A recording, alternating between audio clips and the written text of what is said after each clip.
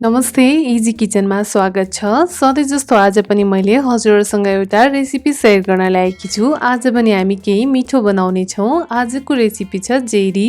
हजुरहरूले यो लकडाउनको समयमा सजिलै घरमा थोरै सामानबाट कसरी जेरी बनाउने भनेर सेयर गर्न जाँदैछु। यसको लागि चाहिँ मैले यहाँ 1 कप मैदा लिएँ, लगभग 100 ग्राम, र मैले यसमा फुड कलरको साटो थोरै बेसार हालेँ। बेसारले पनि राम्रो कलर आउँछ। अब भने यसमा म दही राख्दै बिस्तारै फिटेर यसको एउटा ब्याटर तयार गर्नेछु। मैले यसमा बेकिङ सोडा पनि मिसाएकी छुइनँ र कुनै पनि फुड कलर युज नगरिकन बनाउँदैछु।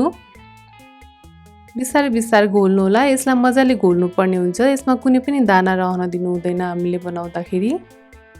अब भने यसमा म थोरै पानी राख्छु र यसको एउटा ब्याटर तयार गर्छु। ब्याटर चाहिँ हामीले धेरै बाक्लो पनि हैन र धेरै पातलो पनि हैन, ठिक्कको बनाउनु पर्ने हुन्छ।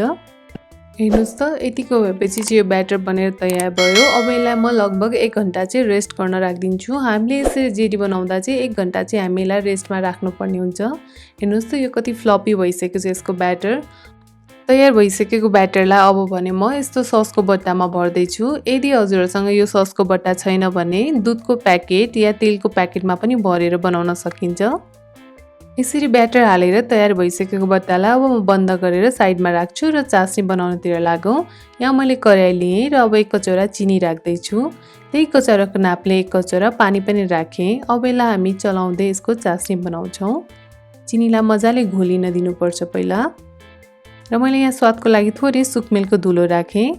मैले यसमा पनि कुनै पनि कलर युज गरेको छैन। चास्नीमा पनि हामी यतिकै नै बनाउँछौँ। अब भने हाम्रो चास्नी लगभग बनेर तयार भयो। हजुरहरूले यसरी हातमा लिनु होला अलिकति। हेर्नुस् त, यसरी औँलामा यसरी तान्दाखेरि यतिको टाँसिने भएपछि चाहिँ यो जेरीको चास्नी बनेर तयार छ। अब मैले यहाँ तेल तताउन राखिसकेकी छु। अब भने जेरी बनाउन लागौँ। हेर्नुस् त, आफूलाई जत्रो साइज मनपर्छ त्यही अनुसारको हजुरले बनाउन सक्नुहुन्छ। मैले यसरी बनाउँदैछु। जेरी बनाउँदा चाहिँ हामीले कहिले पनि हाई हिटमा बनाउनु हुँदैन। यसलाई चाहिँ मिडियम हिटमा बनाउनु पर्ने हुन्छ। अब हामी यसलाई मजाले गोल्डन ब्राउन हुँदासम्म पकाउँछौँ। बिस्तारै फर्काउनु होला। हेर्नुस् त, जेरीको हल्का कलर चेन्ज हुँदैछ। अब भने यो जेरीको कलर चेन्ज भएर गोल्डन ब्राउन भइसकेको छ। अब भने म यो जेरीहरूलाई निकाल्छु र चास्नीमा राख्छु। हामीले जेरी चास्नीमा हाल्दा चाहिँ चास्नी हल्का मनतातो हुनुपर्छ र चास्नीमा धेरै बेर राख्दैनौँ। हामी यसलाई 1 मिनेट जति मात्र राख्छौँ। र अब भने मैले चास्नीबाट जेरी निकालेँ।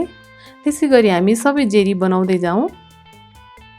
एकदमै थोरै सामानमा हाम्रो घरमा भएकै सामानहरूबाट सजिलै हजुरहरूले पनि यो जेरी घरमा बनाएर खान सक्नुहुन्छ। र मैले यसै गरी सबै जेरीहरू बनाएर तयार गरेँ। अब यो जेरी पनि गोल्डन ब्राउन भइसक्यो। यसलाई पनि मैले चास्नीमा राख्छु। हेर्नुस् त, कति मजाको जेरी बनेर तयार छ। हजुरहरूले पनि यो जेरीको रेसिपी चाहिँ एकचोटि ट्राई गर्नुहोला। र कस्तो लाग्यो हजुरहरूलाई मैले हालेको यो रेसिपी, मेरो च्यानलको कमेन्ट बक्समा गएर कमेन्ट गर्न चाहिँ नबिर्सनुहोला। साथै मेरो च्यानललाई लाइक, शेयर अनि सब्स्क्राइब पनि गरिदिनु होला। Thank you.